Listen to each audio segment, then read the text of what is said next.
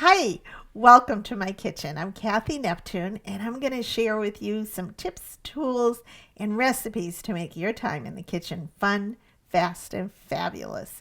Thank you so much to everybody who writes in for your questions and your comments and your suggestions. I read them all, and I appreciate your feedback as well.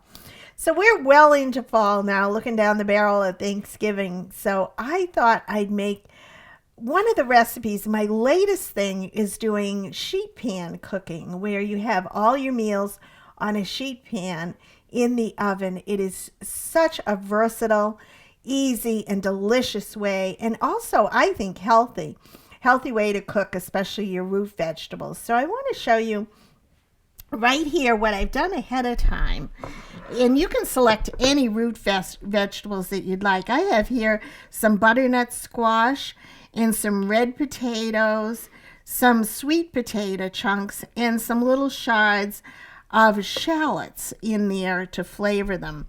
And I pre-roasted these, and I think I'd like to show you different techniques that you can do.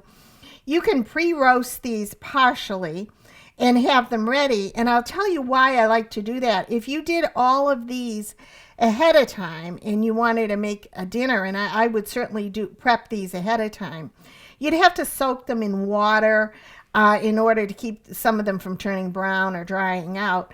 And then when you go to roast them, you wouldn't get a true roast on them because they'd be full of liquids unless you dry them very well, and it's difficult to do that. So by pre-baking them, they don't have a chance to oxidize and dry out. So I recommend you partially cook them 425 degrees, very important, a hot oven so that you get a nice char and sear on them. And I do that for about 15 minutes, and then you can finish cooking them at 425 for another 10 minutes or until they're the doneness that you like. I like them kind of crispy and charred.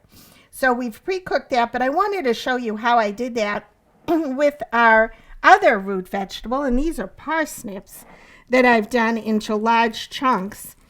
And I would do just about any other flavor of squash, or you could do certainly some have all different kinds of, like, butternut. We have butternut squash. Blue Hubbard squash I think was a little too mushy, but acorn squash would be very nice. And I've learned over the years that you can actually use butternut squash without peeling the butternut squash. You could just slice them into rings and put them on here as well and cut them into bite-sized chunks. So I'm going to add another shallot, and I'm going to roast these parsnips, and I'll show you how I season them. And you don't have to be too fussy with these shallots. I'm just going to cut them into chunks like this.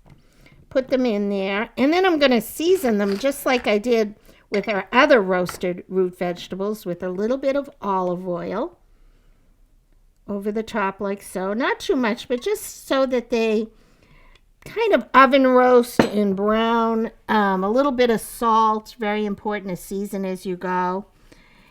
And I like a blend of any kind of vegetable. This happens to be a veggie grill mix. You can use any kind of seasoning that you have, even onion powder and garlic powder, and just a sprinkling of that. It has all kinds of herbs. So have fun by picking up some at your local grocery store and be adventuresome with their flavors. Then this here is smoked paprika, one of my favorite. It has a little bit of heat in there, but also some depth of flavor, and it gives it a nice smoky flavor. If I can get this open, there we go. But look at the color in this. It's bright red, and use it very sparingly because it's a heavier smoky flavor. So I'm going to put that in there. And my oven is preheated at 425 degrees. And just tossing that around, you can see the color and the fragrance. The flavor in this is so, it just permeates all of the root vegetables. And you're going to love this. Be a little adventuresome with your seasonings, and a good place to start would be with your veggies. So we're going to spread those out on a sheet pan like so. And I'm going to pour a little bit of the olive oil. And try and get them in a single layer. This is pretty close to a single layer. And having it, again, at a 425-degree oven is the key to having them toast. So there we go. We're going to pop that in the oven. And I do this for a total of 25 minutes. And it can be on any rack that you choose. So I'm going to slide that in. And then we're going to do our meat section, which is a variety of any type of your favorite sausages. And because it's the fall, I am going to do some of my favorites. We have a beautiful kielbasa, and you don't have to slice it. This is one of my new favorites. This is a rotisserie chicken sausage, which is a little on the lighter side. And then just because I could, I'm doing some Italian chicken sausage. And of course, I'm using my bar pan, my stoneware bar pan, because I love the way it'll roast everything on the top and the bottom. And this goes right in the oven. If you had a large enough sheet pan, you could also put your sausage on top of your vegetables and roast it and have the flavors all mingled in. But I like to really get the sausage directly onto the stoneware so that it sears on the bottom and the top. You get a nice char that you wouldn't get if you put it on top of your veggies. So we're going to put this in the oven, and this should take about 20 minutes.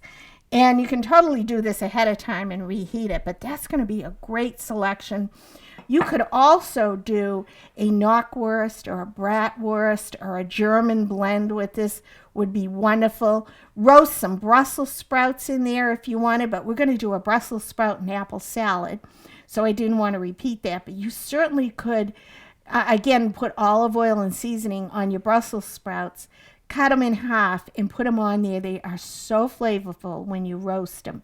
Try this and roast most of your vegetables as opposed to boiling them. In my day and age, my mom, God bless her, and my grandmother boiled the heck out of all the vegetables. And what I found is you dilute all those wonderful flavors. You pour all the nutrients and vitamins and flavors out with the water. And this is just nothing but flavor, and roasting adds certainly to that dimension of flavor. So I challenge you to roast your vegetables from broccoli and cauliflower, and just go crazy with it, because I think you'll love the results at the end. And you can certainly do mushrooms too. So we're going to pop this into the oven, and we're going to start on our salad. So we'll be right back. Hey, welcome back. We have our roasted root vegetables roasting away in the oven, our parsnips. So before we do our Brussels sprout salad, I thought I'd share with you a fun, easy, and kind of decadent sauce to go on top of the roasted vegetables and the kielbasa and the sausages that we have. I just think it brings everything in together. So what I have in here, I've made a sauce ahead of time, and I've used some mayonnaise and some fresh horseradish in a jar. So it's really not fresh, it's jarred horseradish. But it's so much easier than buying some and grating it yourself. And I also added, just to reflect our smoked paprika, so I added that as well. And that is this sauce right here. And I mixed it together, and I let it set for a while so that it blend. And then I added some sour creams, about 2 parts of the horseradish sauce with 1 part of sour cream. And to that, I'm going to add some mustard that I have somewhere here. A little bit of our seasoning here. Oh, here it is. And this is a Dijon mustard. I love to use just a little bit of that in there, probably just barely a teaspoon, and blend that in, and that's going to give you a really, really lovely flavor. And I like garlic. I mean, why not? If you can get garlic on anything, I certainly would. And because I didn't add it to the roasting vegetables, because it would, the temperature of your oven is 425 degrees, and you don't ever want to scorch garlic. It gets very, very bitter. So rather than put it into the vegetables to roast and turn bitter, I'm going to add it to this lovely sauce. And that's just 1 clove of garlic. And oh, it smells so good. You get that smoky flavor from the paprika. And you know what this is good on? This smoked paprika is wonderful on eggs. In scrambled eggs or on top of, if you're doing like a eggs Benedict, you put that in your cheese or Mornay sauce. It's wonderful. You're going to love that flavor. And so we're going to pour this into a pretty bowl for presentation. We're going to serve that alongside. And that's all there is to it. And you can certainly do this ahead of time or the night before and let all those wonderful flavors blend together. So that is our beautiful savory sauce. We're going to set that over to the side. And now we're going to get started. I have a lovely little ladle. And we're going to start on our Brussels sprout salad. Very fresh, very simple to do, and a great way to utilize Brussels sprouts.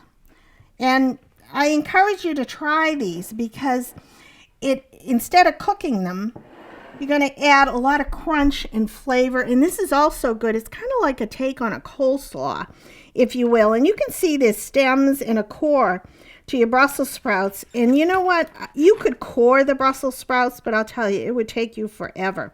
So what I'm going to do is just slice around the Brussels sprout into a nice little shred like so. I mean, they're so pretty. And then when you get into the core, I just cut around the core like so. And it's just so much easier than coring out your Brussels sprouts. And, you know, if your friends or neighbors call and say, what are you doing? I'm coring Brussels sprouts. It sounds a little boring. So this is a good way to keep yourself busy, but not boring. So we're going to slice these. And it's a good way to get veggies. I bet your kids would like this too because we're adding an apple for sweetness.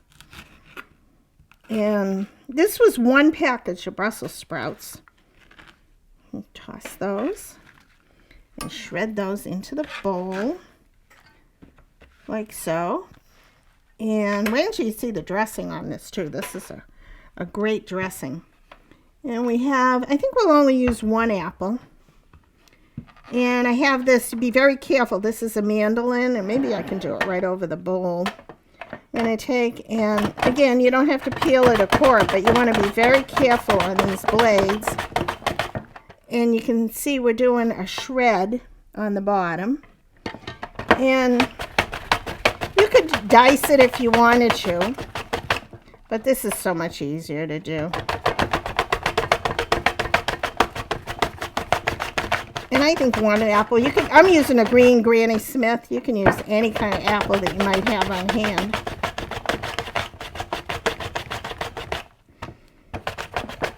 And the blend of flavors is just really, really refreshing on this. This has a safety handle too. You want to make sure and use that. Don't tell anybody that I'm not using mine. But there you go. You can see it's 1 whole apple yields a lot of shredded goodness in there. So let's just mix that in. And I've done this sometimes for color. You can add radishes, but my family, I find a lot of people don't care for radishes, so I kind of left them out. We're going to set that aside. And that's kind of looking like a coleslaw. Again, for color, if you wanted to do some carrots, grated carrots, go ahead and do that. But I think we had enough root vegetables in our other course, so we're just going to do this. Now, very simple to assemble. In here, I have about 2 teaspoons of apple cider vinegar to repeat the apple flavor that we have. And then you want about the same amount of a good olive oil. So I'm just going to eyeball this into 2 teaspoons. And then this is the secret ingredient. This is maple syrup. And you always want to have a nice sweetener in your dressing. So we're going to add about, I'd say 2 tablespoons of really good quality maple syrup. And then for piquant flavor, again, some mustard, just to bring out a little bit of the flavor. Not a lot, barely a half a teaspoon, I think, just to bring out that flavor. And you always want salt because of your Brussels sprouts. Really need that background of salt. Put on the cover and watch how this all comes together. It's so pretty. My favorite method of making dressing. You could, if you were bringing this to somebody's house, this is a great way to transport it, but I would dress it first because the longer this sets, the better it tastes. And oh, it smells so good. You get that back flavor of the maple syrup. And also the vinegar in here will keep the apples from oxidizing as well, so they don't turn brown. And we're going to get my fun, funky little, for Halloween, these are my serious salad tossers. And oh, this looks so good. And the longer it sets, the better it gets, just like with any coleslaw.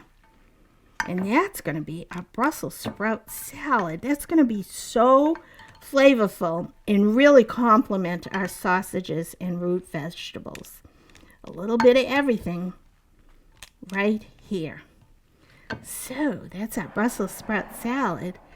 And I have something fabulous for dessert. I can't wait to share this old-fashioned recipes jazzed up and modernized. You're going to love it. I'll be right back. Welcome back. We have our root vegetables roasting along with our sausages. We've finished our Brussels sprout and apple salad with a wonderful maple dressing. I hope you try that. It's really good. And I'm going to share a very old-time New England recipe called Indian pudding that probably years ago the Pilgrims used it in their open hearths in a big pottery, like what would be in this day and age a bean pot type of crockery, and cook it for hours with wonderful molasses that they'd get from the West Indies and cornmeal. And it's a slow cook with some ginger. So in its day, I feel as though it was a very exotic style of dessert, but at the same time, very, very warm and comforting and typical New England.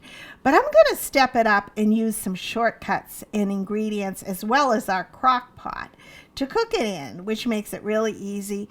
If you didn't have a crock pot or you didn't want to use it, you could cook it, mix up the whole mixture as we're doing today, and cook it in a slow 250-degree oven for about 4 hours, which give or take is about the same amount of time in a crock pot. Whatever is easiest for you. But what is a little different are the ingredients. We've kind of taken some shortcuts, very unusual ingredients, but it makes a great finished product.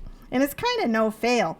I have a small crock pot here, and very important to spray it first with some nonstick spray, because there's many ingredients in here. If you're not careful, they tend to stick. So one of the ingredients, which I love, is you want to use 2 boxes of instant butterscotch pudding. Instant. And I can't stress enough, for some reason the recipe calls for instant pudding. And I've been doing this for years. This is an old family favorite and a great thing for Thanksgiving dinner. If you want to bring something comforting and you're asked to bring dessert, this is a great dessert to bring. A small box of cornbread mix. Dump that in. So far, so good. Very easy to do. Now for the liquid, I have here, I'm going to use 4 cups of whole milk, and I'm going to get out some more milk because we're going to need more. But to this, you can use powdered ginger if you'd like, but I'm going to share a little pantry secret of mine. This is candied ginger. It's fabulous, and it has a wonderful shelf life. Keep it in your pantry. This is wonderful. If you're not feeling well on a cold winter day, you put this, steep it in some hot tea with some honey and lemon. It is so soothing, and it's real ginger. So in my blender, before I've poured this into the measuring cup, I've let it set, I took 4 to 5 of these chunks of candied ginger and put them in the blender with 2 cups of milk and let it set for a while. You don't have to heat it, but just in the interest of time. And it's all going to cook down anyway, but it kind of gives it a start if you crush it all up and blend it in a blender first. So we're going to add 2 cups of milk. I'm sorry, 4 cups, 2 cups of 2 each. So 4 cups of milk right inside. And you want to mix this together. Oh, I can smell the ginger. It's awesome. And everything's mixed and cooked right in the crock pot, so it's an easy thing to do. But I want you to get this candied crystallized ginger and have it in your pantry because it's so good.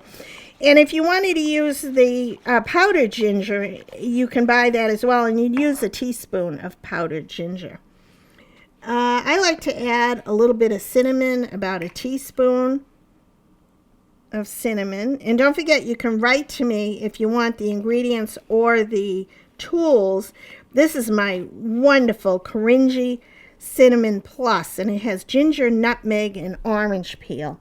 It is fabulous, and it's a very good depth of flavor that you get instead of just plain cinnamon, that extra orange peel. And speaking of orange peel, if you want to make an interesting back flavor, you certainly could add orange zest to this, which isn't probably in the original recipe, but it really adds a nice flavor. But I'm going to try and keep it traditional for now. And then I have in here a 1/2 cup of good dark molasses. And that's the only sweetener in here. And I'm sure the cornmeal, the muffin mix has some flavor in it. And like I said, in the old days, they would have used just plain cornmeal because corn was very, very prevalent in the colonies back then. This makes the house smell so fragrant. And then I'm going to set that aside, and we're going to crack 3 eggs. And I always leave them out for a couple hours, an hour or so, but I crack them into a bowl first in case you get the shells. Put 3 eggs at room temperature because they just blend so much better when they're room temperature. And that's why I do it, because you have shells in it. And that's how you get a shell out, right there. There we go. And then one more. Oh, there's another shell, and that's why we do it. And then, let me see, I'm just going to take this, whisk it over the bowl.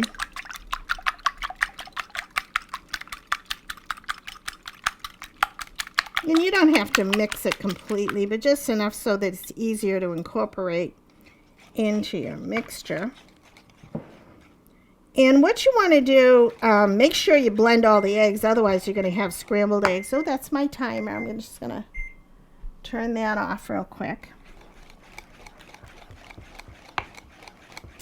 And the important thing here is you start it on low for 45 minutes, covered on your crock pot. And you set your timer, and after 45 minutes you come back and you stir it once, put it back on for another 45 minutes, and you do that 3 times. So 3 increments of 45 minutes each in your crock pot. You're going to have the most fragrant, delicious, and we're going to serve this with vanilla ice cream, a good quality French vanilla ice cream. It is outstanding. You're going to love it. I hope it becomes a tradition in your family for the holidays, and especially Thanksgiving. It's a wonderful New England dessert to share. So I'm going to put this in my crock pot. We'll be back, and we're going to serve our finale. Everything's ready and coming to the table. We'll be right back. Hi, welcome back. Look at our beautiful, really a version of an Oktoberfest, the way I do it and the way I like to enjoy a fall harvest banquet, if you will. We have our beautiful, beautiful roasted vegetables, and the sausages that we have, the rotisserie chicken, the kielbasa, the sweet Italian sausage. It may not be October for the Italian, but I just couldn't leave it out because I personally love it. And that's what I love about this recipe, to personalize it for you and your family. And those roasted vegetables, I mean, just look at the caramelization that we get and toasted all over. They're not greasy, but they're loaded. Every single bite has its own flavor and texture. Great, great way to do this. And make it ahead if you'd like. Your family's going to love it. If you're a beer lover, a great stout ale with this would be perfect. And here's our Brussels sprout salad with green apples. And I thought it looked very, very green. So you add a little bit, if you couldn't find this blend, they are dried cranberries and walnuts. But I found in the supermarket, all in one package, they have glazed walnuts and cranberry combination. So I'm just going to put those on the top for color and crunch. Beautiful, beautiful texture and flavor and colors. I almost forgot too to let you know about our beautiful sauce that's going to go with our kielbasa as well. Put that on the side for everybody to serve. And I did a make ahead on our Indian pudding. Look at this. Steamy and luscious and rich and full of those wonderful, wonderful flavors in the molasses, in the ginger, and just a beautiful, you can see how thick and glossy and rich this is. Just a beautiful, beautiful way to end a hearty meal with a hearty dessert.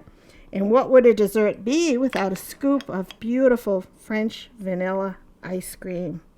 That is a feast. I hope you try these recipes. They are so good. Gather your family around after you're raking leaves. It's a New England thing.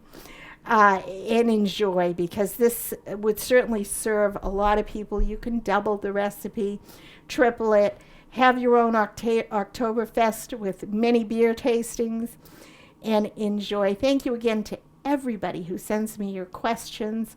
If you're interested in the recipes, you can email me, or for the resources for these wonderful tools.